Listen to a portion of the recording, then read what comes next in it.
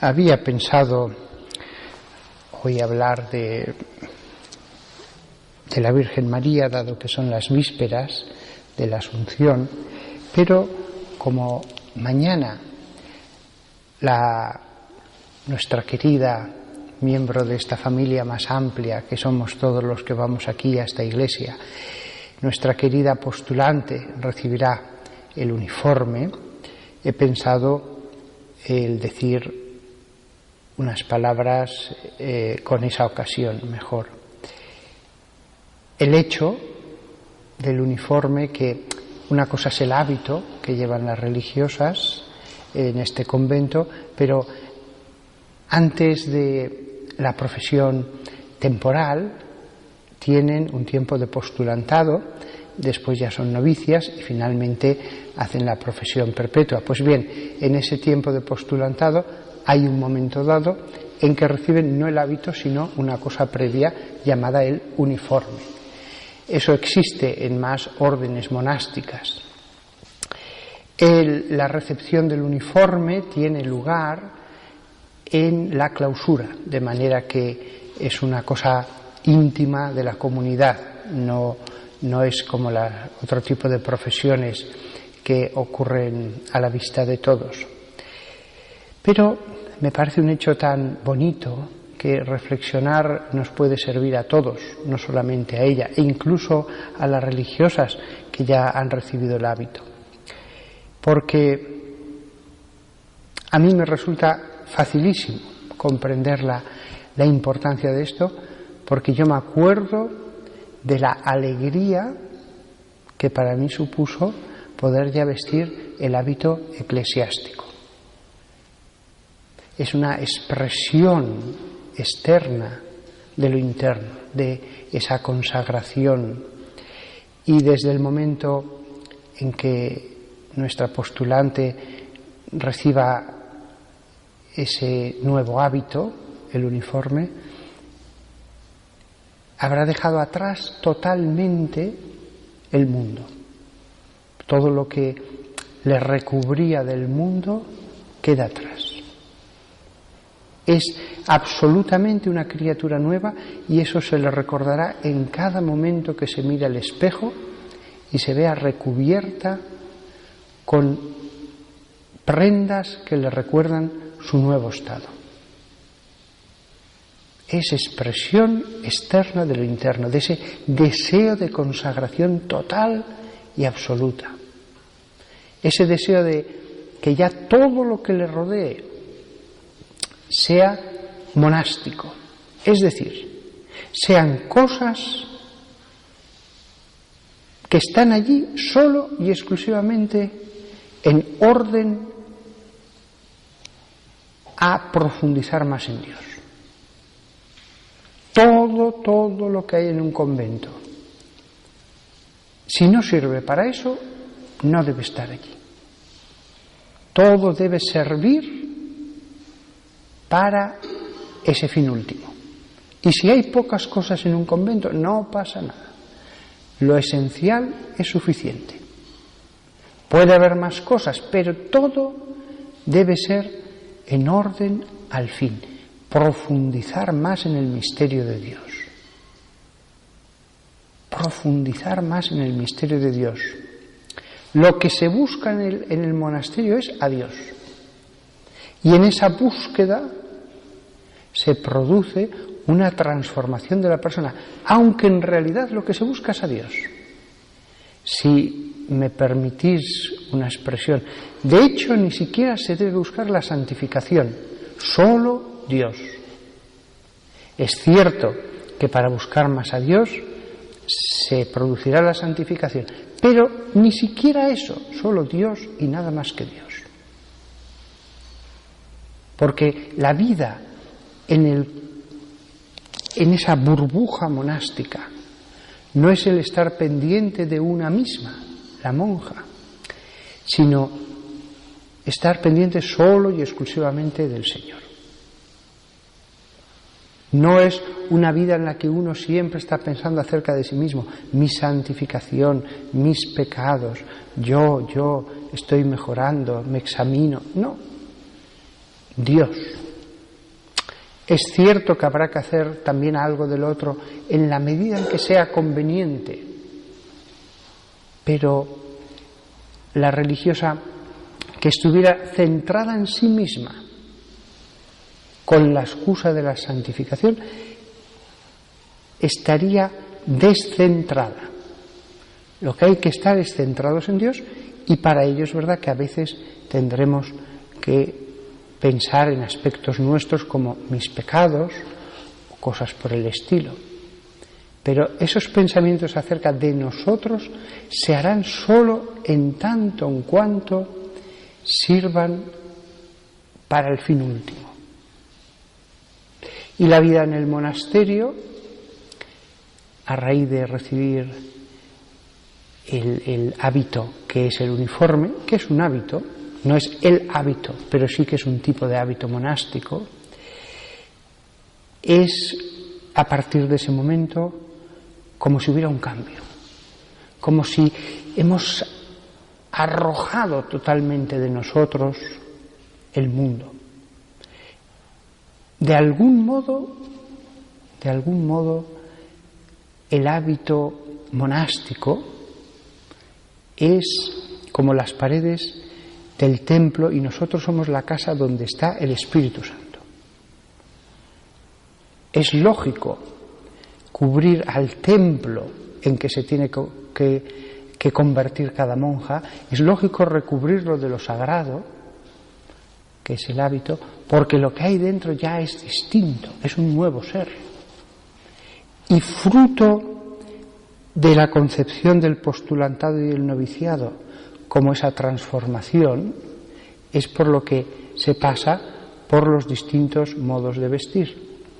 El modo del mundo, el uniforme, posteriormente ya el hábito. No hay cambio entre la profesión temporal y la solemne, porque ya de hecho la persona está totalmente consagrada desde esa primera profesión.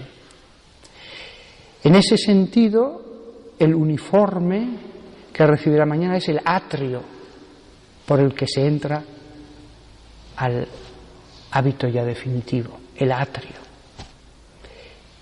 Y la transformación interna hace que uno desee el que todo sea sagrado ya.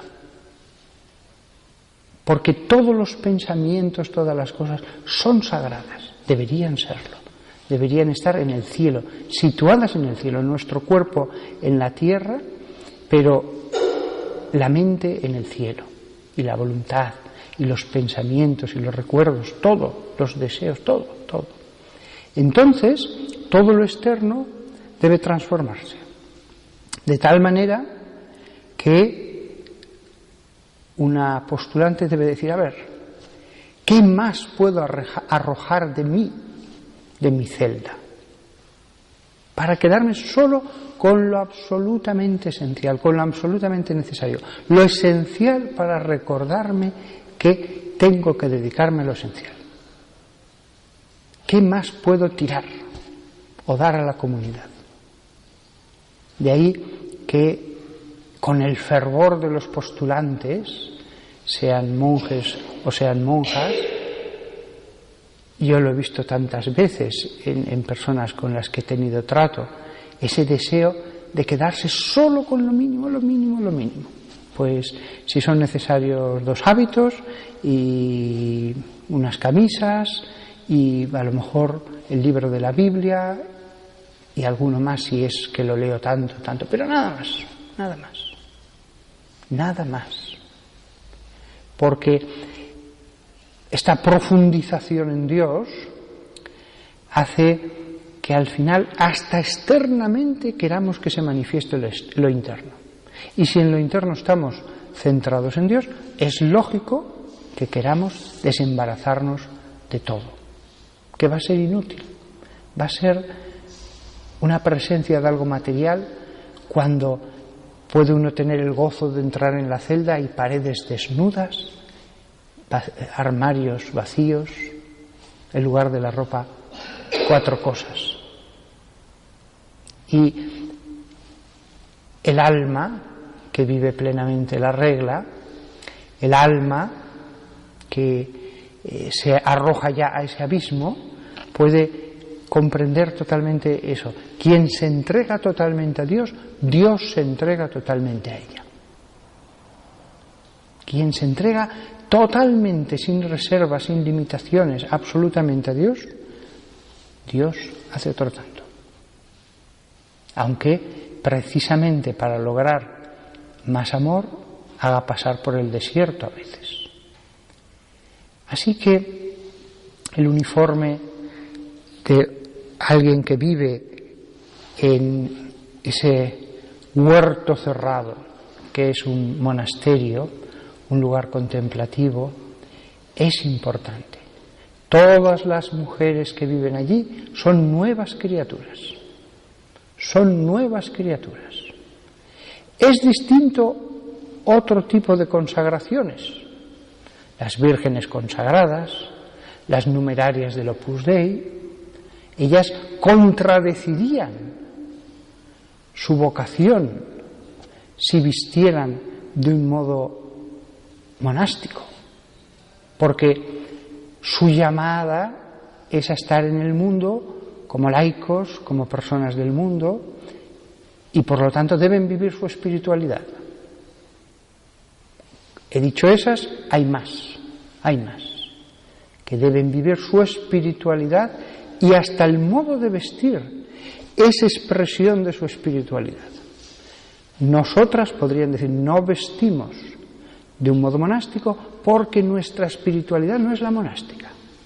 Nuestra espiritualidad es estar en el mundo como laicas mezcladas en el mundo, viviendo en los trabajos, etcétera, que se realizan en el mundo para hacer apostolado con estas personas. Lo mismo que la Iglesia quiere lo uno, la consagración monástica, también quiere lo otro. La Iglesia tiene muchos caminos y muchas espiritualidades. No haríamos bien si quisiéramos que todas las consagradas vivieran solo un determinado camino. Ahora bien, en el mundo monástico, sea en Oriente, sea en Occidente, sea en el rito latino, sea en el rito bizantino, sea en lugares lejanos como el Egipto copto o los lejanísimos cristianos caldeos católicos, la vida monástica siempre ha acabado desarrollando unas vestiduras propias. Siempre ha acabado clausurándose sobre sí misma, elevando muros, cerrando las puertas. Porque a esas personas Dios les llama a una vida inmersa solo y exclusivamente en el misterio de Dios, sin otro trabajo que lo que sirva para eso. Lo cual es maravilloso. Nunca importará, no debemos preocuparnos, debería haber más, debería haber menos. Cada grupito de personas que hace eso es un regalo de Dios. Es un misterio de la gracia. Fuentes que derraman gracias sobre otras almas. Sean pocas, pueden lograr más que 1000 de otro tipo. Con lo cual, nunca hay que preocuparse del número. Nunca hay que preocuparse más que de la calidad, de la intensidad.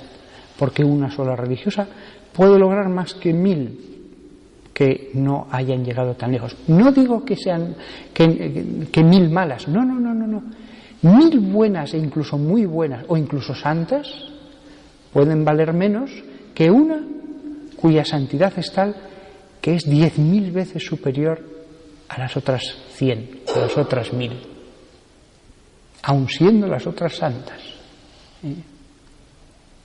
Es verdaderamente un misterio de la gracia el que se desarrolla en las almas que se enamoran de un modo tan arrebatador que lo que dice ese versículo de Jesús, los violentos arrebatarán el reino de los cielos, arrebatan, asaltan el reino de los cielos, lo traen aquí a la tierra, lo conquistan como se conquista un castillo, porque verdaderamente es un asalto, el asalto del amor con las armas del amor, y el reino de los cielos desciende, es tomado y desciende sobre la tierra. Hay otras vocaciones, no es voluntad de Dios que todos nos hagamos monjes o monjas, no. Cada uno debe examinarse y debe seguir su camino. Y si sigue su camino, casado, dedicado a ser misionero, dedicado a los pobres en medio del mundo, puede lograr, por supuesto, mucha más santidad que una contemplativa.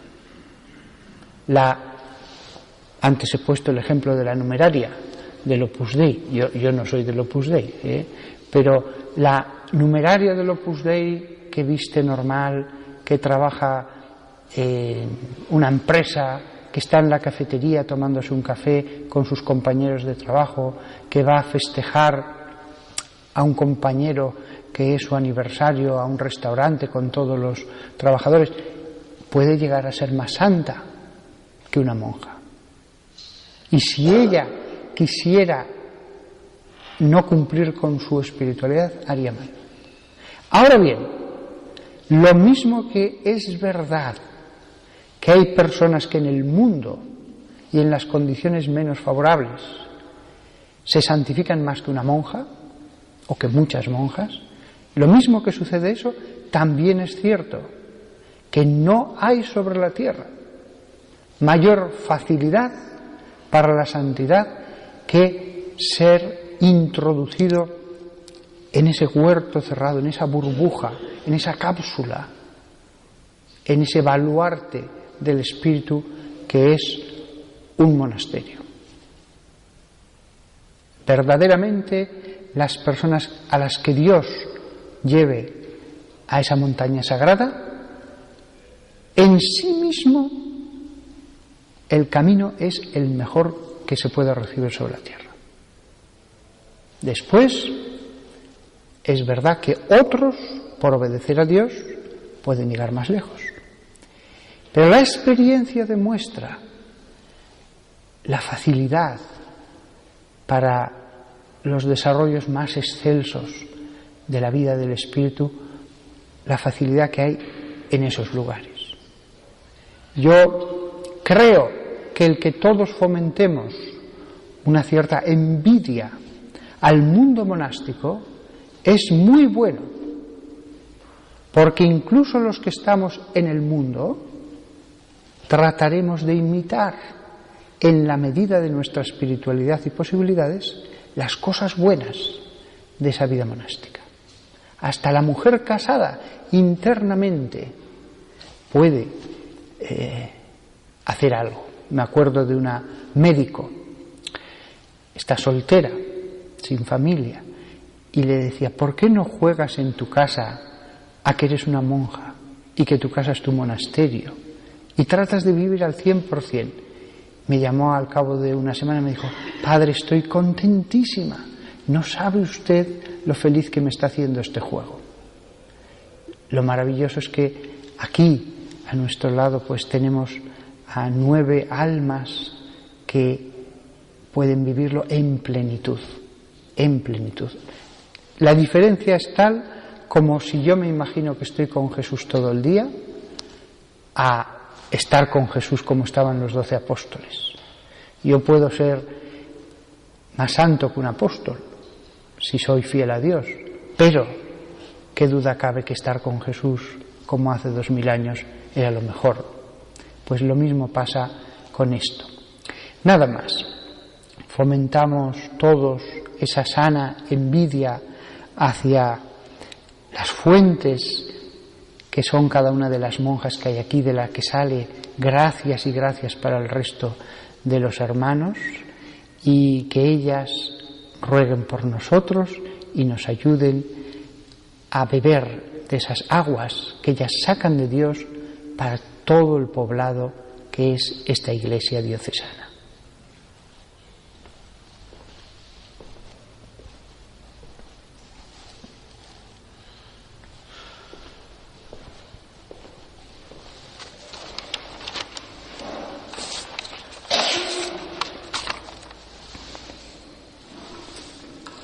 Creo en Dios Padre Todopoderoso, Creador